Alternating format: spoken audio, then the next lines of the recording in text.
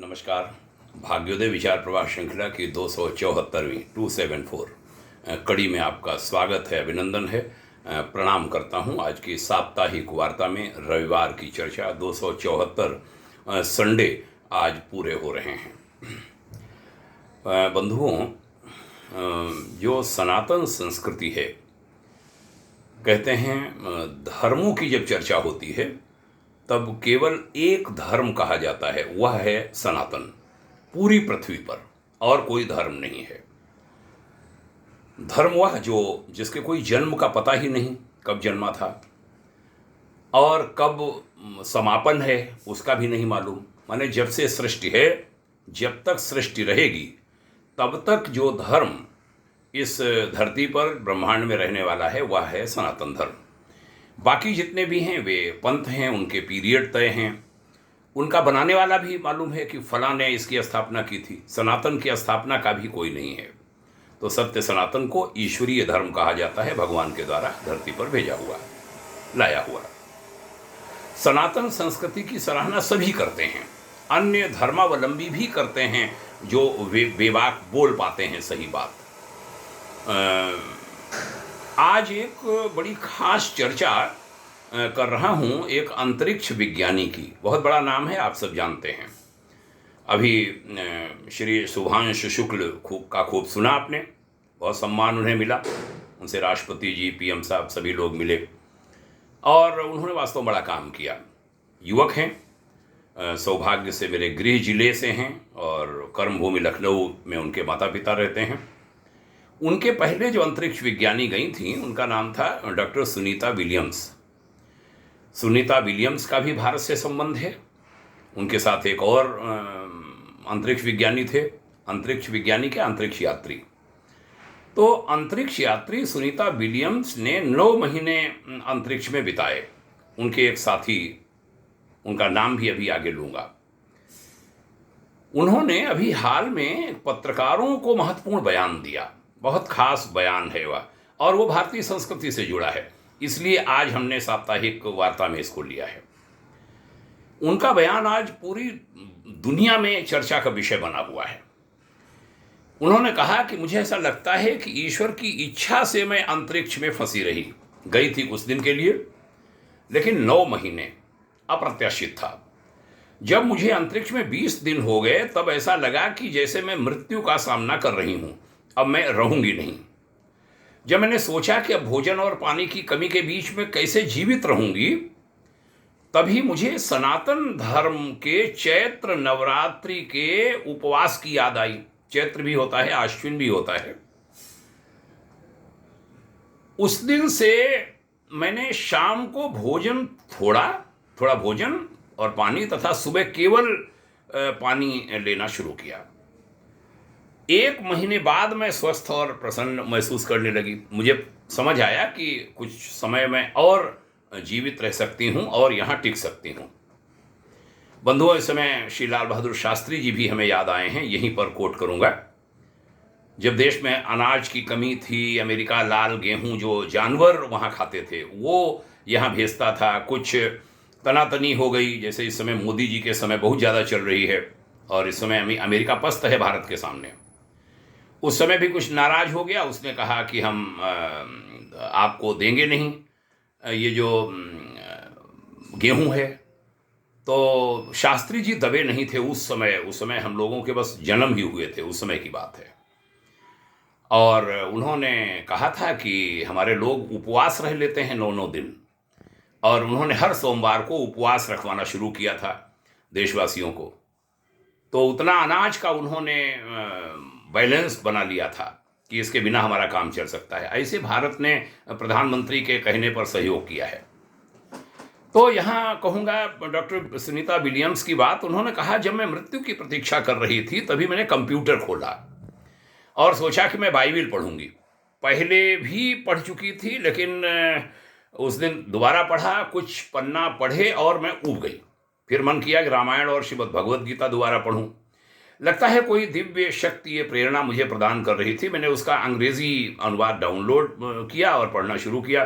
10-15 पन्ने पढ़ने के बाद मैं आश्चर्यचकित रह गई, गीता के भी और रामायण के भी।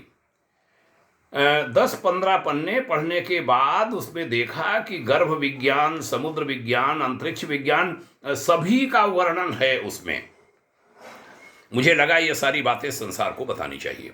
प्रेस वार्ता में सुनीता जी ने कहा, अंतरिक्ष से सूर्य को देखने पर ऐसा लगता है कि मानो कीचड़ के तालाब में बैठा हो।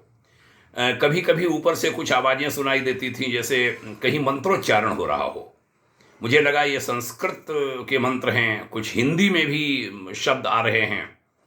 मेरे साथी बैरी बिलमोर, मैं नहीं चर्चा कर रहा था, दूसरे साथी भी थे, उन्होंने कहा कि ये सब इसलिए हो रहा है क्योंकि आप प्रतिदिन रामायण और गीता पढ़ती हैं। इसके बाद मैंने गहराई से रामायण और गीता को पढ़ने का निश्चय किया। ये अद्भुत अनुभव था मेरे लिए। मैंने तुरंत एलन मस्क को फ़ोन करके ये बात बताई, अमेरिका।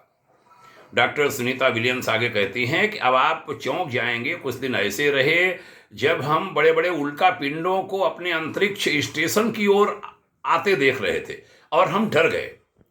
जब कोई उपाय नहीं दिखा तब मैंने ईश्वर से प्रार्थना की। हम प्रार्थना की गहराई में गए। उस समय बड़ी विलक्षण घटना घटी।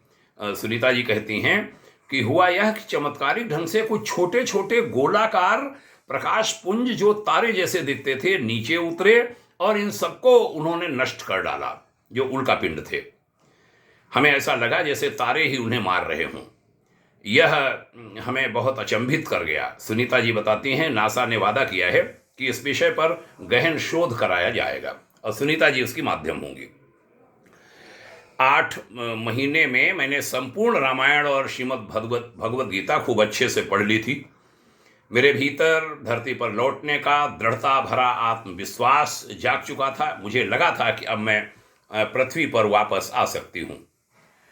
अप्रैल के महीने में एक दिन जब सूर्य अस्त हो रहा था तो पृथ्वी के ऊपर से शेर जैसी आकृति मुझे दिखाई दी, जिसके साथ एक दिव्य माता जी थीं और उनके हाथ में त्रिशूल था।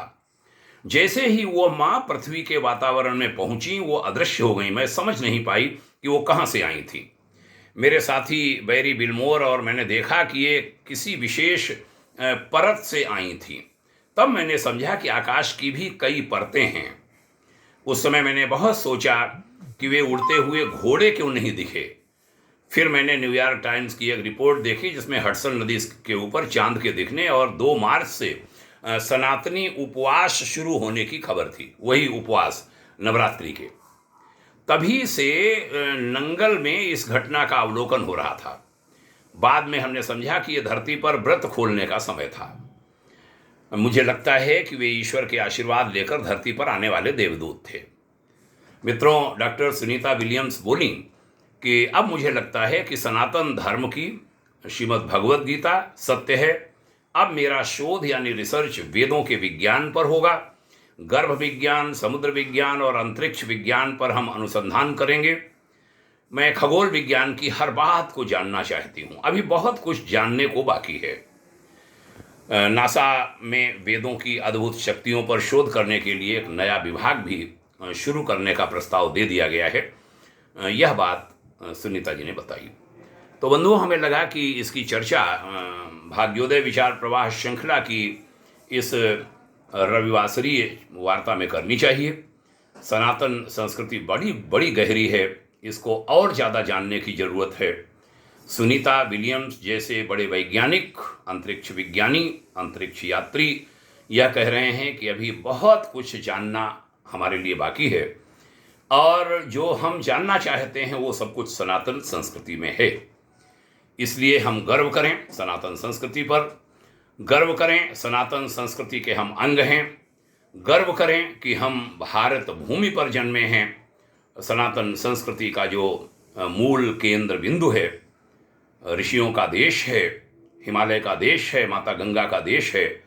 आइए गर्व गर्व और गर्व अपने पूर्वजों पर भी जिन्होंने हमें जन्म दिया।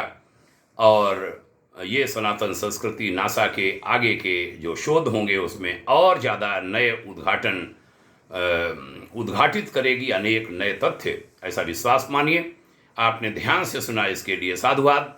आपके उज्जवल भविष्य की शुभकामना करता हूँ और पुनः आपका अभिवादन करता हूँ।